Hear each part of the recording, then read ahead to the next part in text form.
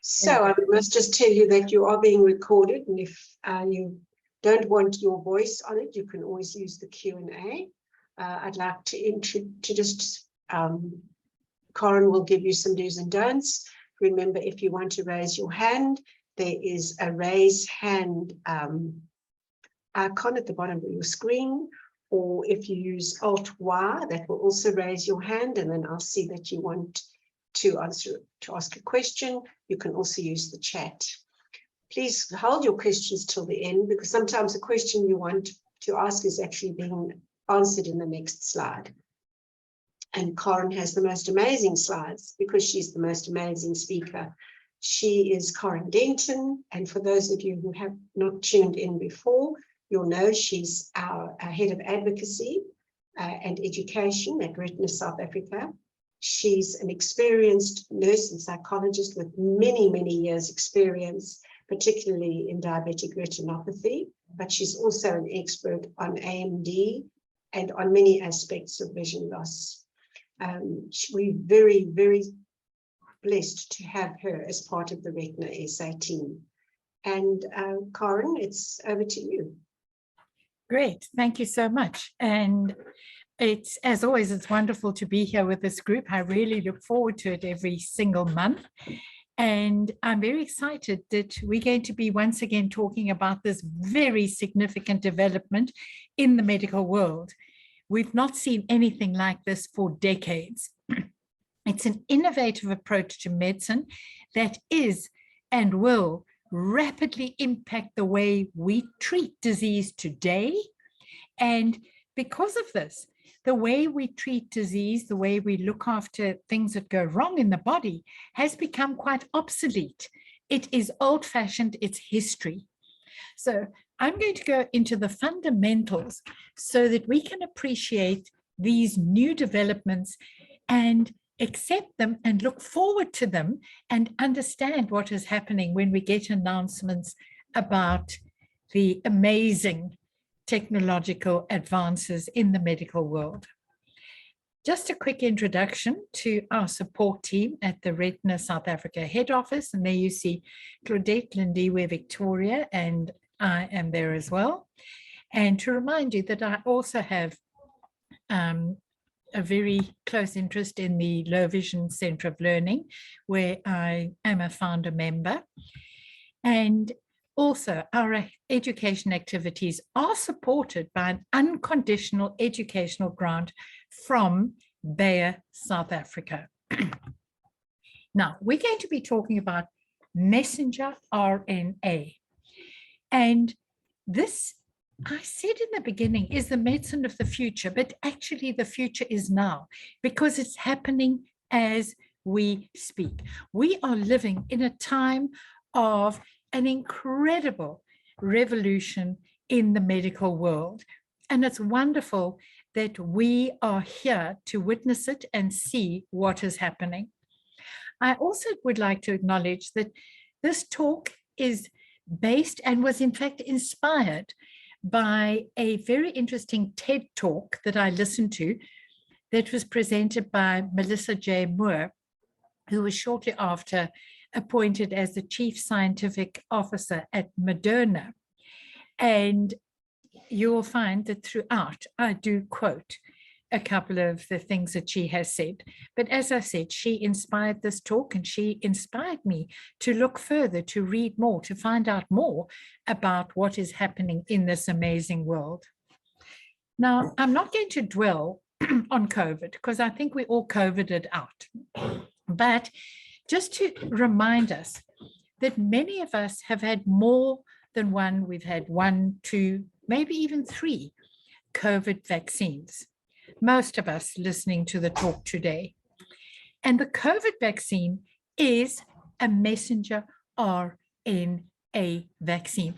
And that is what differentiates it from anything else. It is completely different from the way we used to do vaccines historically, like the old polio vaccine, the smallpox vaccine. They were completely different. The messenger RNA vaccine is a huge advance, and we're going to look at that. A quote from Melissa Moore then says, With billions of shots now in arms, it's clear that this new way of making vaccines is remarkably safe and incredibly effective. So this is a major milestone in the medical world, because it is not the vaccine in this case that is protecting you. It is you. The vaccine is simply telling you how to do it yourself. In other words, the vaccine is teaching the body, allowing the body to create its own protection against this onslaught. And it can do that against all kinds of onslaughts. So that any messenger RNA vaccine then simply gives our bodies a recipe, a set of instructions, directives on how you need to protect yourself against the invasion. It doesn't do it for you. It simply tells you how to do it. And that is how the SARS-CoV vaccine was originally developed. And we're going to look at that in a little bit more depth later on. Now, we know that all messenger RNA treatments have started an entirely new approach. I keep stressing this is new. It's wonderful. It's amazing. And we're privileged to be living in this day and age. And it not only gives us the ability to prevent disease, it also gives us the ability to treat previously intractable, untreatable disorders, things that went wrong in the body that we could do nothing about. We can now use messenger RNA to turn that around. Now, to understand messenger RNA, I'm going to talk to you quite a lot about proteins. Now, the moment we say proteins, people start thinking about dietary protein, you know, the chops and steak and sausages, fish, all the things, eggs, chicken, all the things that we think about when we talk about protein. That's not what we're talking about today. We're also not talking about our muscles. Those are not the proteins we are talking about.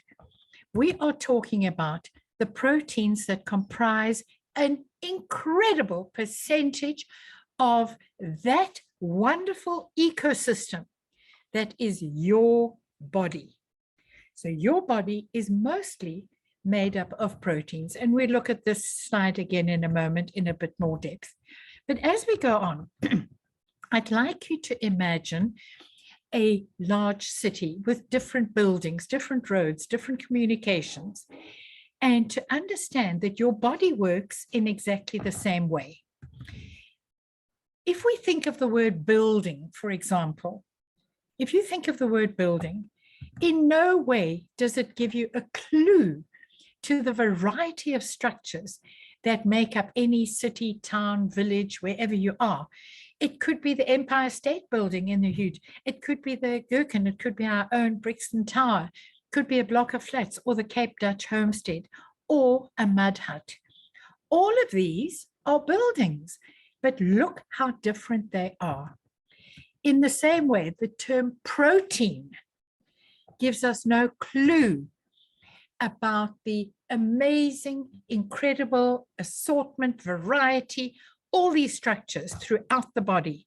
And there are so many that I'm going to boggle your mind just now with numbers. Now, if we look at proteins in the human body, for example, going back to this slide, we know the proteins in muscle, we just looked at that. We know that there's structural proteins in your skin and your skeleton. Also, your cell membrane, all your cell membranes have a protein structure around them to keep them in place. Enzymes, the digestive enzymes. In your blood, the cells that travel around your blood are all proteins. And the signaling proteins that allow communication in your body from one area to another. So proteins are everywhere in the body and very, very essential.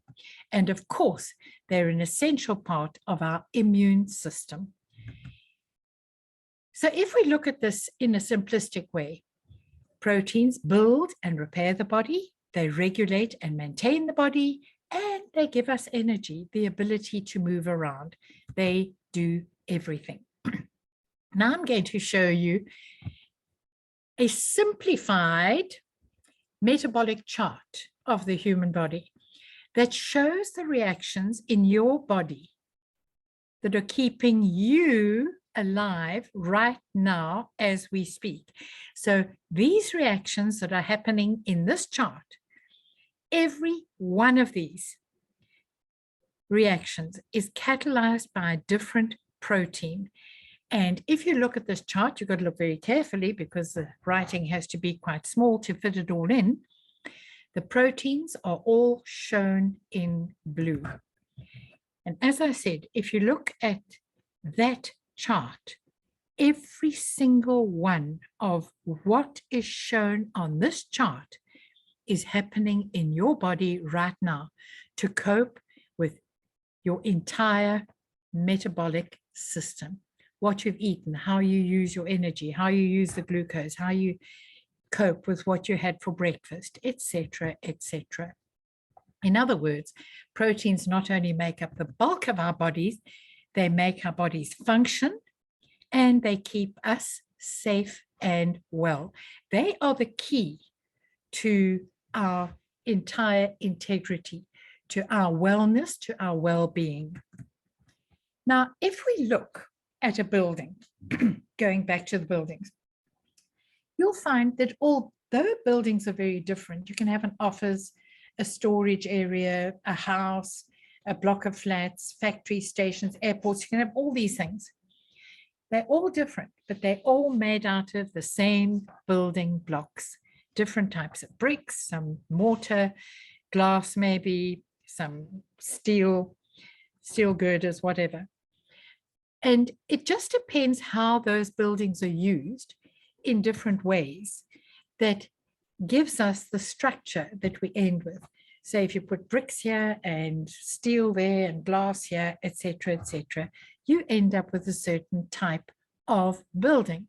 Exactly the same way, at a molecular level, proteins are made out of tiny bits of protein, amino acids, and they all clump together, much like the way maybe a Lego is put together. And once again, just like with Lego, you can put them together in a variety of different imaginative ways to get all kinds of different structures. It is the way the amino acids go together that give us the protein in the end. Excuse me. And some are very simple, but some are incredibly complex. And just like some buildings are simple and some are complex, the proteins are exactly the same. Now, there are only 20 kinds of amino acids that make all these amazing proteins in the body. Hundreds and thousands of different kinds of proteins in the body are all made out of the same 20 amino acids. And you can imagine then that creating and maintaining a healthy human requires the combined action of over 100,000 different types of protein. Every one of these proteins has to work properly, adequately, in the right time, in the right space, etc. And the wonderful thing is that of these hundreds of thousands of proteins, our bodies make them all. Our bodies are incredible protein factories. At a molecular level, now this is really mind-blowing. As you sit here right now, in your body, you have about 30 trillion cells in your body. That is a 3 with 13 zeros. So that's a huge number. I had to sit and type those one by one. So 30 trillion cells in your body. And in each and every one of those cells, each and every one, you have between 1 and 10 billion protein molecules. So there is a vast number of protein keeping you alive, keeping you safe, keeping you ticking over from day to day. And when you go out and look at the stars in the sky the next time when it's nice and dark, especially if you're out in the bush, just remember that you have as many protein molecules in your body as there are stars in the known universe today. That's an incredible number. Now, each and every cell in your body makes a different kind of protein and a different set of proteins. And we talk about eyes because that's where we focus. The rods and cones in your eyes are structured the same way. They are essential for receiving light. And not only that, they then send that message along the neurons in the brain to interpret that light. All protein-based activities, every activity, so that the fact that you're able to see the screen or some light, if you are visually impaired, means that your body is able to pick up that light, transfer it to the brain, and you can see what is going on. Incredible. So each and every cell in the body makes a particular set of proteins unique to that cell or to that type of cell. So you won't get photoreceptors in your big toe, for example, or in your tongue. You get them in the retina of the eye. And like any complex construction project throughout, wherever you have this kind of incredible work going on, the whole project needs to be very, very tightly regulated. We need to make sure that every step is correct so that the right protein then is made at the right time and in the right place. So if any of that goes wrong, the wrong protein, the wrong time, the wrong place, we have a problem. And this entire method is overseen by messenger RNA.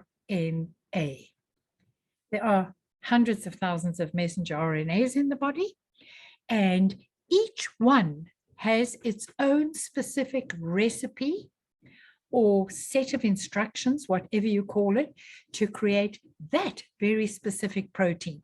So, for example, the messenger RNA can make a protein that is hemoglobin, or it can make a protein that is an antibody or a clotting factor or one of your muscles or anything that we have mentioned, your immune system, absolutely everything.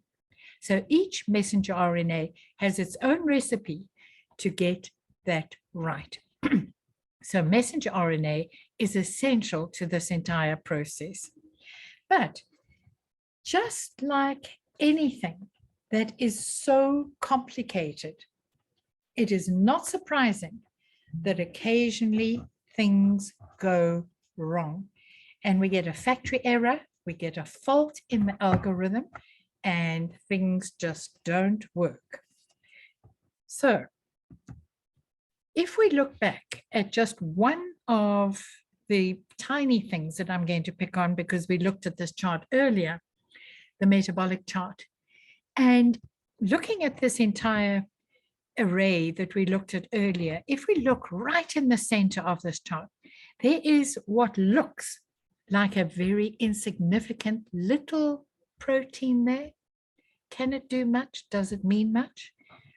However, if that protein is missing or faulty, the patient suffers from what we call glycogen storage disease, also known as von Gierke's disease.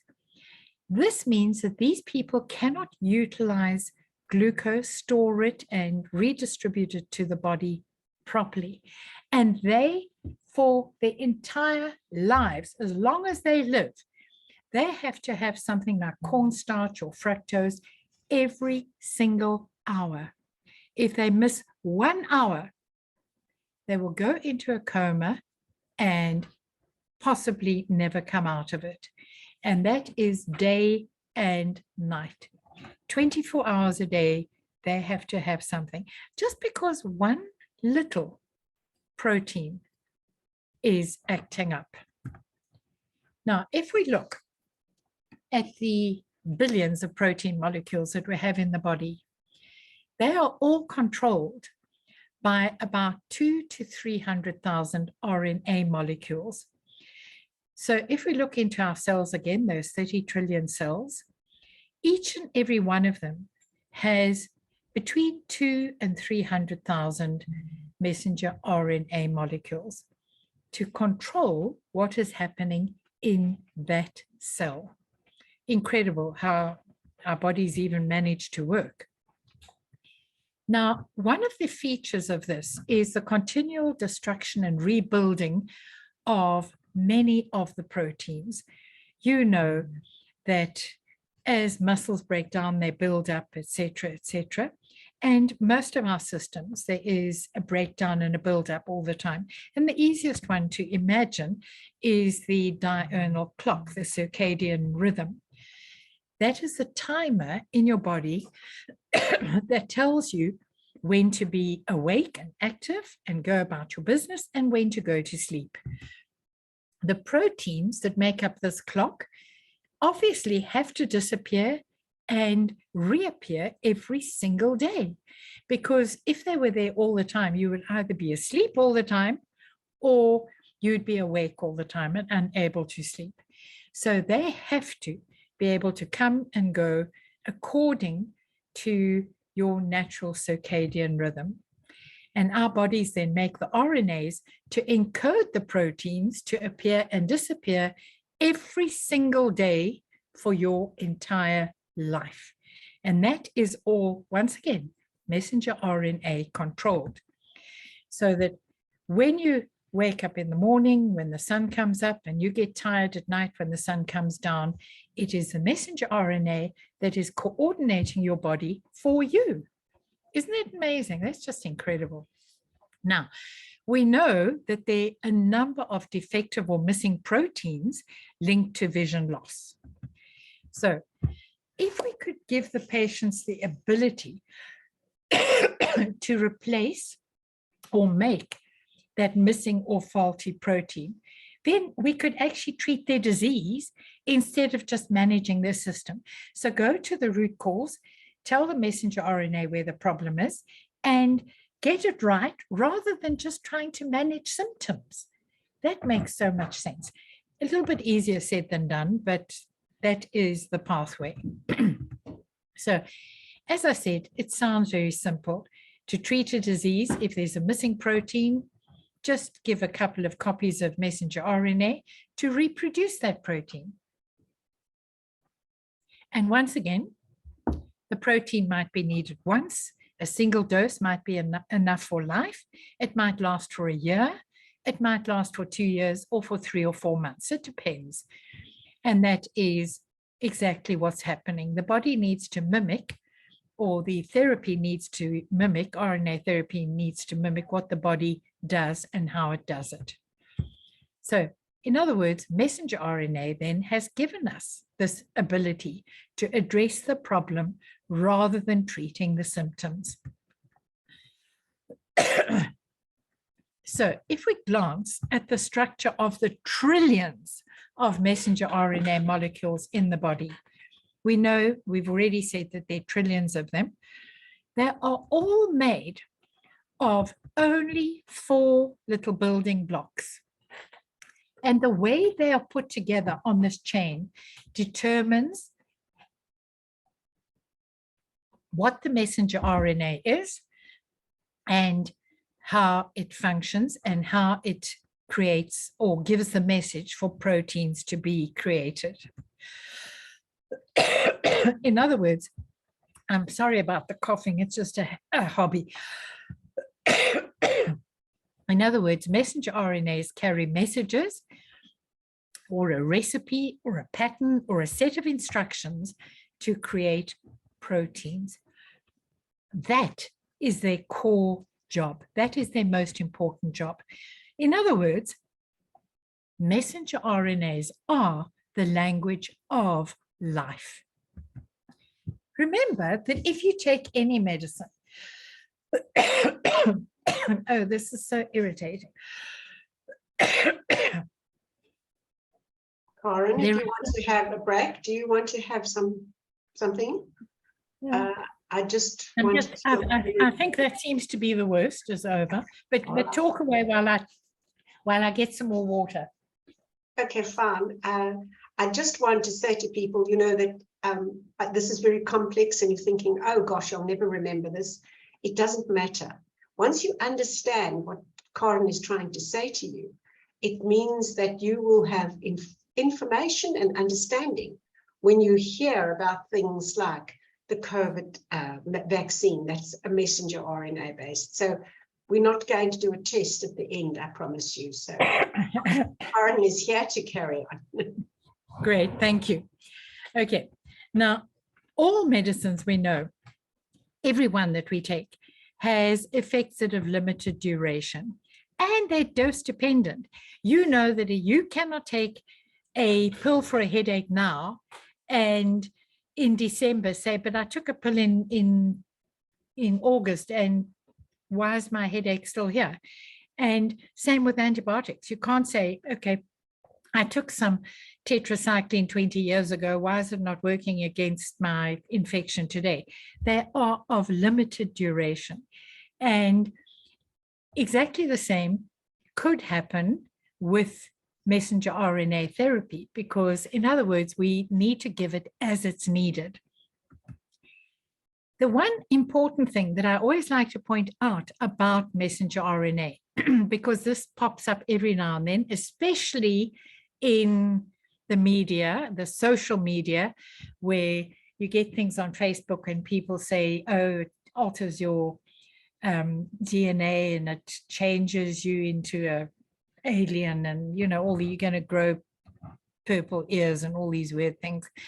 That's nonsense, because RNA remains only in the cytoplasm of the cell. It never enters the nucleus. It can't get into the nucleus. There's no way that it can. And that is where your DNA is. So it cannot alter your DNA. It cannot alter who, what, where, and how you are. It is simply something that floats in the cytoplasm, in the surrounding of the cell. It never gets to where the DNA can alter anything that you are or could be. Messenger RNA, as we've said, because of this, can be dosed repeatedly. You can take it as often as you need it. We found that with the COVID vaccine, we needed one every few months, and then they were able to adapt as the new variations came out. But we're going to look at that. So with messenger RNA, technology is actually completely revolutionizing medicine. And it's not just, as I said earlier, the future of medicine, because it has started. We will look just now and we will see that there's quite a lot happening in this area already. Now, if we look at some of the trials that are going on worldwide that involve these, clinicaltrials.gov showed that there were more than 2,000 gene therapies in advanced stages for treatment for different diseases. And if we then go into all of their trials in a little bit more detail, we find that there are 22,090, or more than 22,000 on the cards for RNA treatments. Of these, there are more than 2,000 that involve messenger RNA. And of those messenger RNA ones, there are 42 currently in clinical trial status for treatment for various diseases of the eye.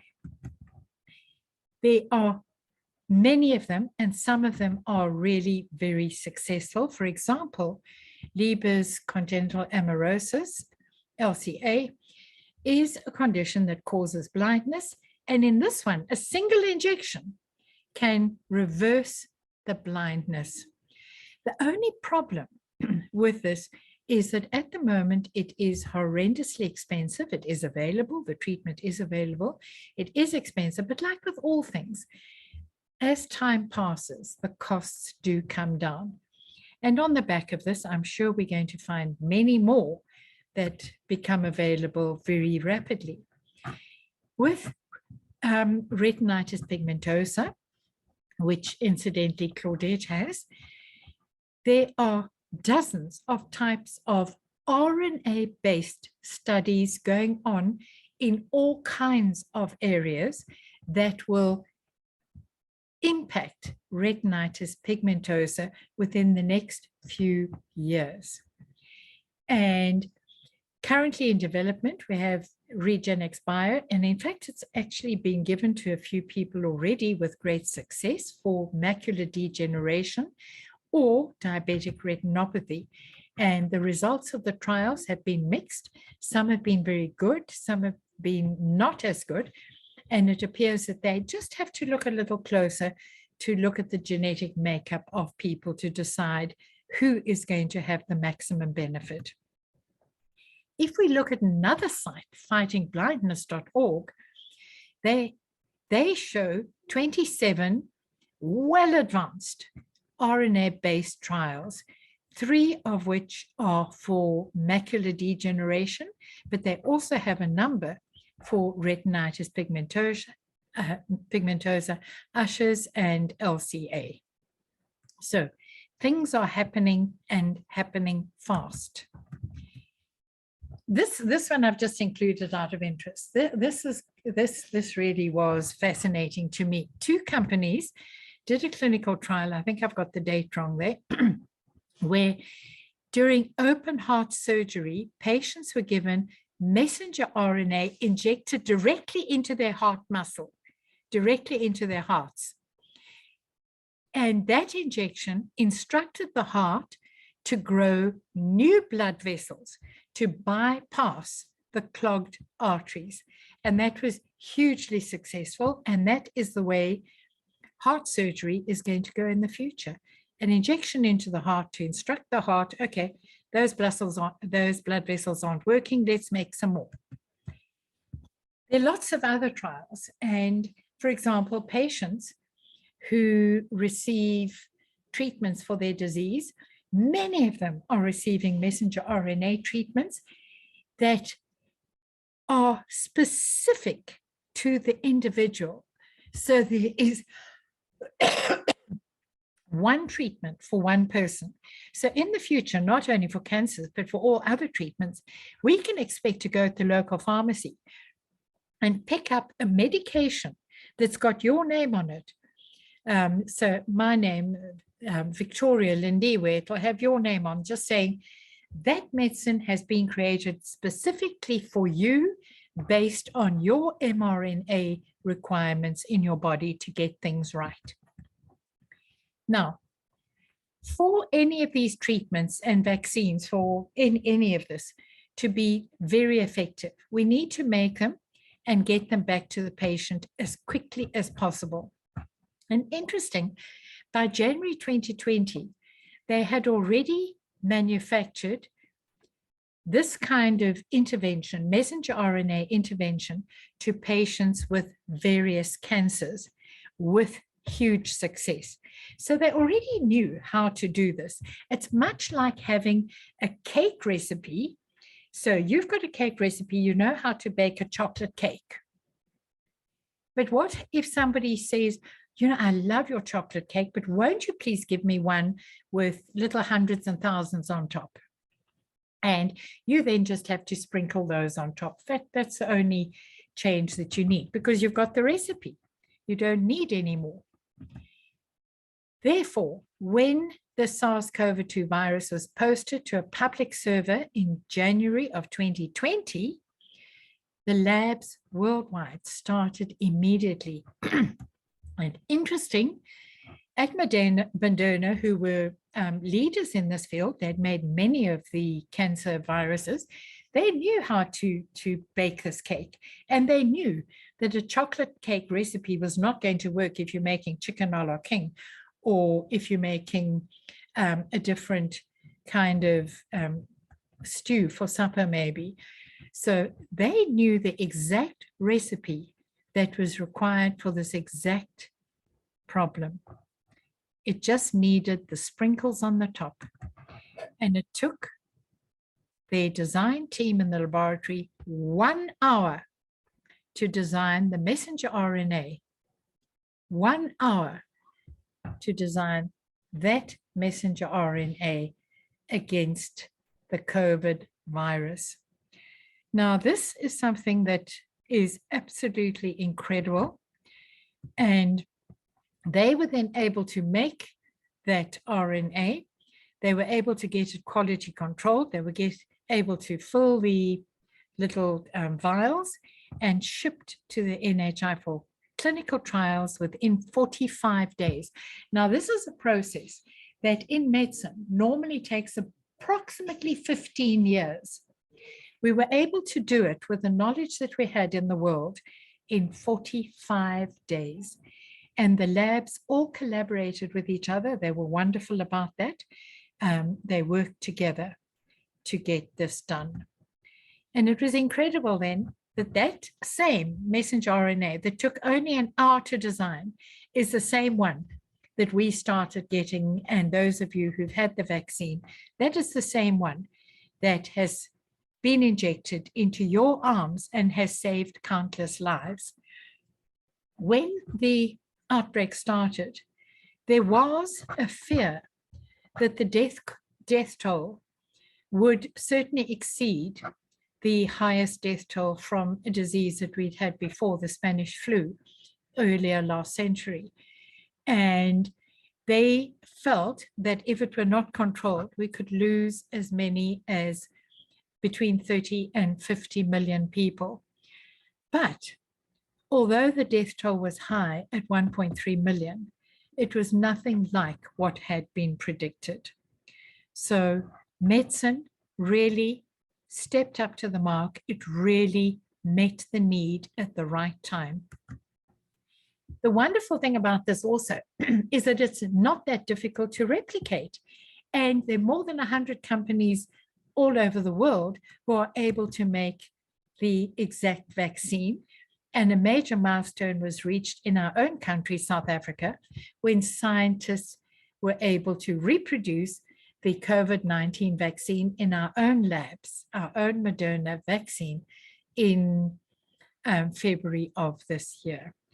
That's amazing. And it's most countries are making their own now. In other words, we're at the dawn of an entire new era in medicine. This is something that is leap years, or what are they called? Huge years ahead of anything we could have imagined. We've leapt ahead. And it's as significant as any milestone in the history of medicine. And there's so many, but I've picked on penicillin, the first antibiotic that was discovered in 1928. And that was wonderful because for many years, antibiotics have kept us safe and have saved countless lives because of the protection that we've gained from this incredible discovery. But the new step is here because we won't be introducing a product into our bodies and hoping that it works and that we're not allergic to it, and et cetera, because it's simply telling your own body how to do it itself.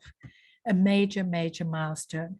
We've really come a very long way because having learned to speak the language of messenger RNA, having learned to speak the language of life, we can now use that knowledge to create medicines that are for one person.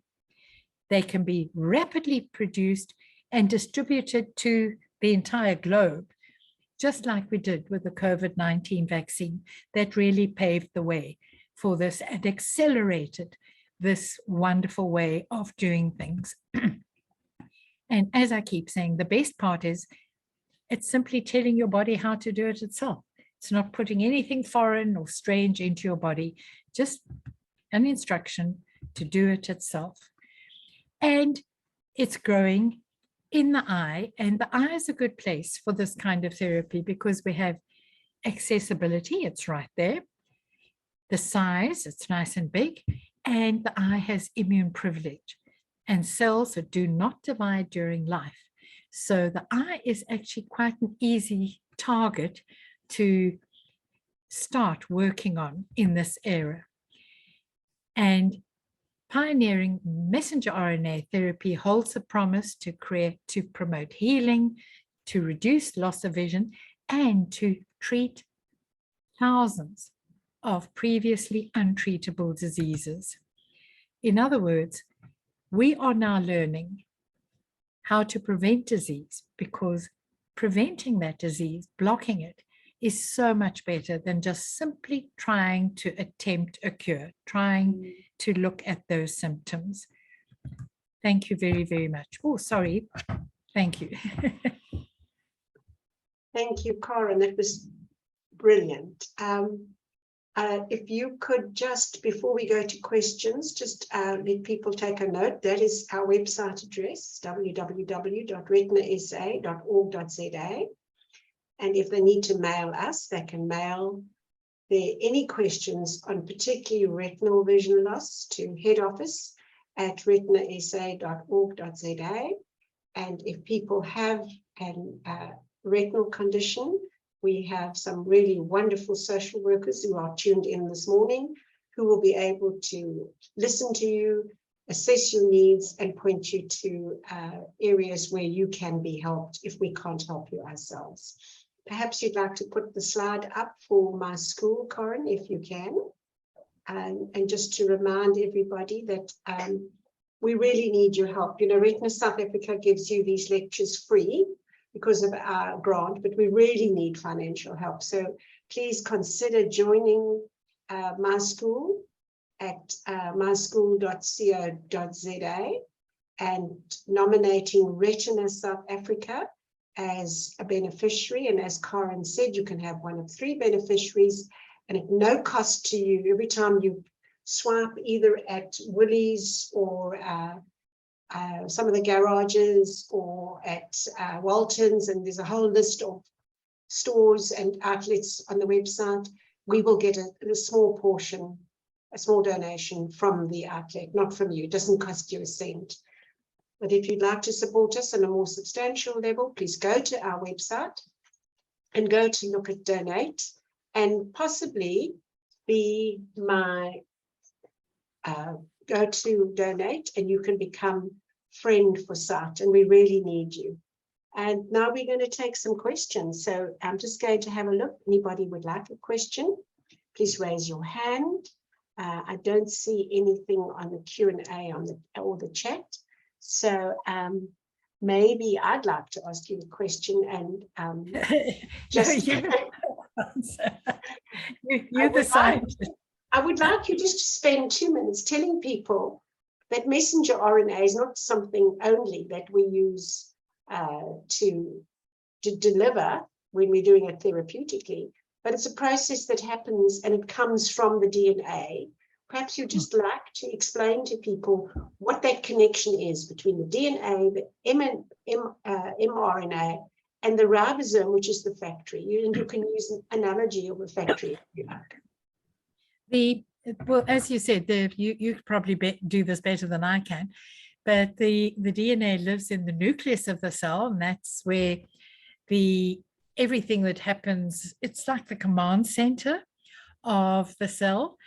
And then the messenger RNA takes the message from there to the factory it takes the recipe, you can say, picks up the recipe, goes along and delivers it to the little manufacturing area, and the body then makes the correct proteins there according to that exact recipe. And that's why it's so important that every one of those hundreds of thousands of messenger RNAs need the exactly correct recipe, and they need to deliver it at the right time in the right order. I'm not going to get more technical than that, And perhaps we could just explain to people that, of course, many disorders and diseases are because the base set of instructions, the DNA, contains a mistake. And we all have genetic mistakes. And a lot of this mRNA is towards not fixing the DNA, but rather just fixing the message that goes to the factory. So people can understand that at a very basic level. Yeah. And we have got somebody on the Q&A, and Vicky says, very informative. Thank you, Karen. Do you want to Thank you. And I will just mention one thing.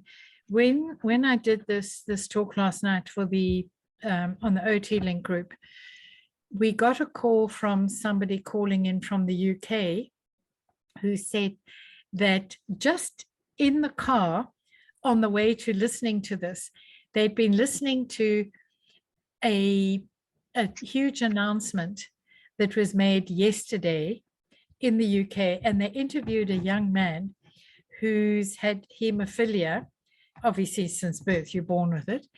And for his whole life, he's had to have daily injections. He's never been allowed to play sport. He's always been mollycoddled. And they then developed, and they have just launched a treatment for his form of hemophilia. And he takes it, I think she said, once a year.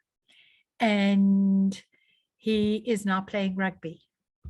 So messenger RNA really is the treatment that's arriving fast in all different areas.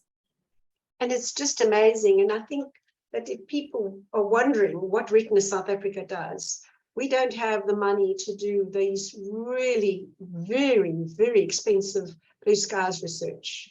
But what we do is we're trying to identify every person in South Africa that has a retinal disease and to ensure that we prepare them for personalized medicine. So in other words, if you know someone who's got AMD or an inherited retinal condition, they need to register with us, and where it's appropriate and when it's appropriate, we will do genetic testing. We facilitate genetic testing to make sure that patients will have access to personalized and mind-blowing therapy. So I thank you so much. And even join the trials, because then if they're included in a trial, they get all of that support for free. And before anybody else, I always say to people, you know, we don't know when a clinical trial will become available. I mean, we've just heard something yesterday about a possible family that's got retinitis pigmentosa in this country, that we knew about the gene probably 15 or 20 years ago. And suddenly now there's something new that's been found. So we ask people, we know it's been taken a long time, and because of the complexity of DNA, mRNA, and our body's makeup, it has taken a long time. And in fact, I would just like to point out to people that before the retina movement started in the mid-1970s, the ophthalmologists did not even understand how the retina worked. It was so complicated that they really didn't even look at it. And it was only through identifying all the genes that make up the DNA in the eye that we were able to understand how the eye actually, and how vision actually works. And we still don't know. I was going to say, we still don't know all of it. We still don't know all the steps, but we have a good basic understanding now, and we're finding out more every day.